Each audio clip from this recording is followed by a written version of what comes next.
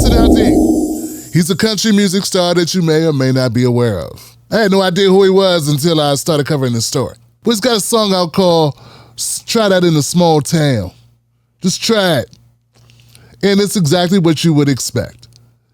Good old boy, never meaning no harm. Well, actually it does mean some harm. That's the whole purpose of the song. The song is to warn the upright, the libby libs and the hippie hippies and the BLM people. Don't come to our small town with your nonsense. Don't come here cussing out our cops. Don't come here trying to rob a liquor store. As I look at this, I'm looking on the Hill right now, and I see the Hill, they have an article that says, Republicans rush to defend Jason Aldean. Try that in a small town. Republicans are mounting up to defend Jason Aldean's song, Try That in a Small Town, its music video against accusations of racist imagery and threats of violence. Aldean's video, which went on YouTube last week and quickly drew attention on social, features clips of Black Lives Matter protests interspersed with footage of crimes, including an apparent convenience store robbery, a carjacking, and depictions of people setting American flags on fire. So, and then it goes on to just point out some other things about the video, some of the lyrics. Try That in a Small Town takes advantage of all the energy that's on the right for standing up against the left and against wokeism. It's capitalizing on this anger that people have towards having to use people's pronouns or black people wanting rights or not wanting to be shot by cops or George Floyd being, death being ruled a homicide instead of fun times.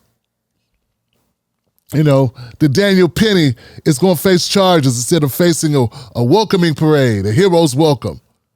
And that people actually thought that Kyle Rittenhouse should have stayed home with a gun that he wasn't supposed to take anywhere.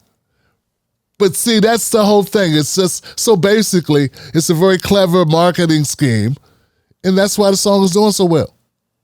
So Republicans are defending it, though it doesn't need defending because it's number one, Johnson. We're talking about, last time I checked, it was at number one. Where is it? Try That in a Small Town is number one on the country charts. It's number one on iTunes for songs in the U.S. And Billboard tweeted Thursday, it was in the top 15 of 100 U.S. songs. So it is doing fantastic. Now, just to get a better idea of what was so upsetting about the video, I watched it a couple times. I sat down and I watched it. And first of all, it's kind of catchy. It's kind of catchy. Try that in a small town. And I didn't see much in it that was offensive, but I get the point they're trying to make. I mean, look, as I stated, Jason Aldean, they did a great job of leaning into the current state of how people feel about America and the division in America. It's always been divided, by the way. There was a thing called segregation. For people to say we're divided now, it's been divided. I don't know where you've been. You just got social media that shows it to you more.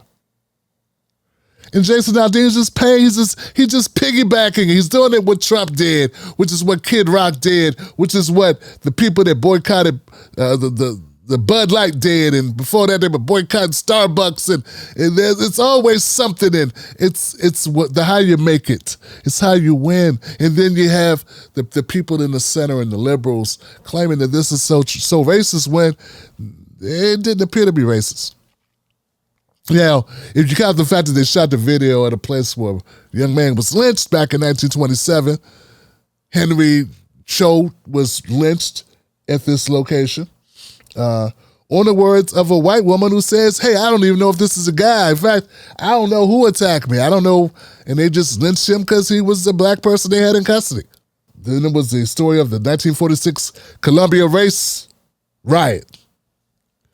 And that was basically black people standing up for themselves after a man was with his mother and a white man punched the mother because she was angry about the radio that she dropped off to get fixed had suddenly gone missing and they couldn't find it and they weren't going to give it to her. So she raised a fit and they punched her in the face, and then her son, who was fresh out, punched the guy, and they got into a fight and they locked up and then they came to lynch. They wanted to lynch the man who fought.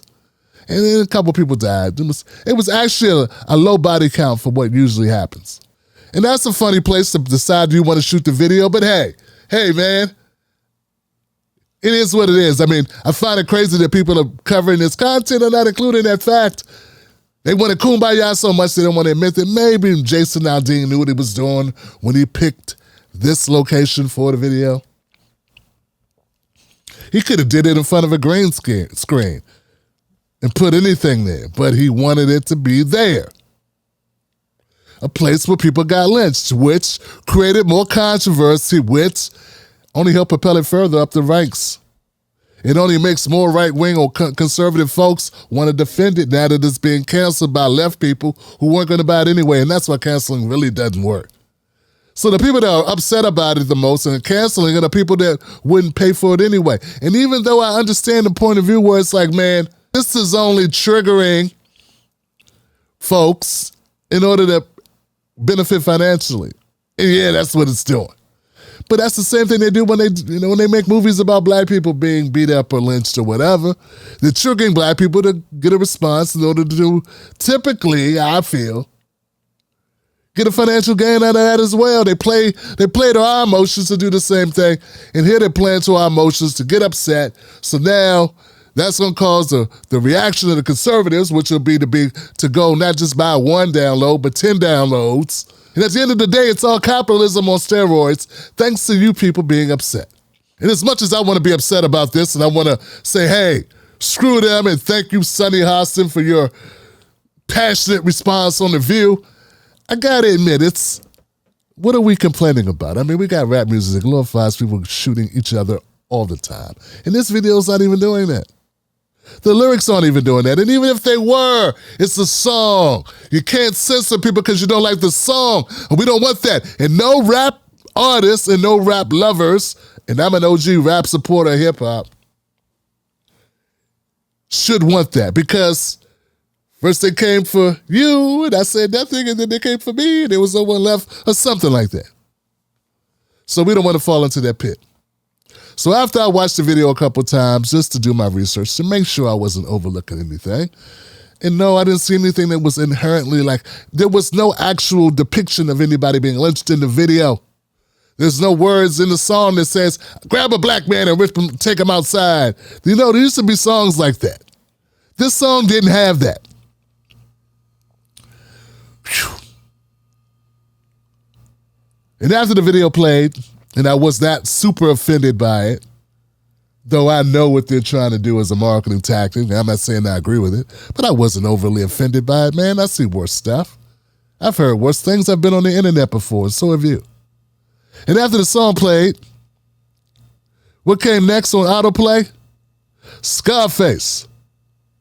My man Scarface, his track On My Block. First two bars of the song, he's talking about you gotta sling cocaine. You even working on your slinging cocaine on my block. We had to hustle, cause that's how we were raised on my block.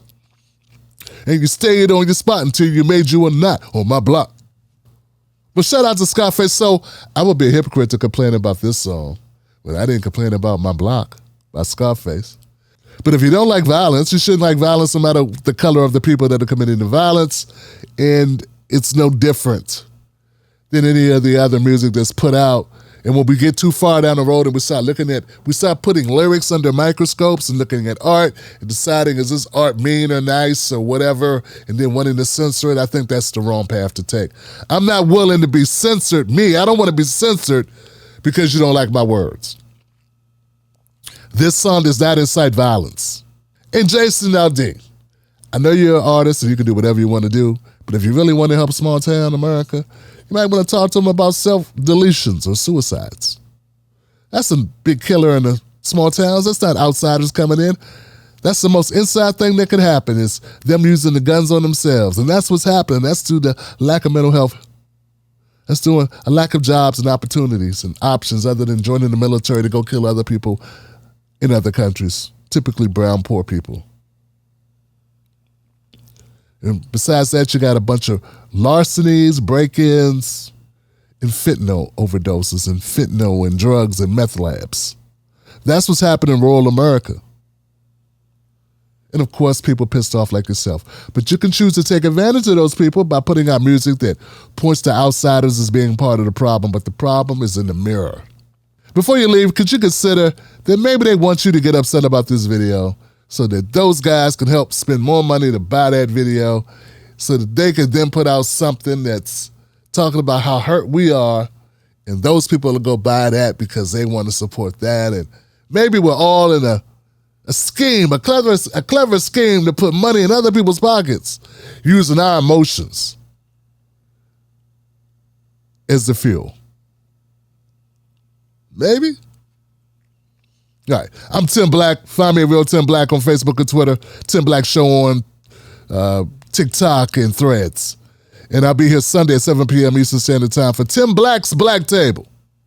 Until we talk again, don't you let nobody take your cornbread. Wolfpack. The Black Table. Tim Black's Black Table streams Sundays at 7 p.m. Eastern Times. You better tell somebody.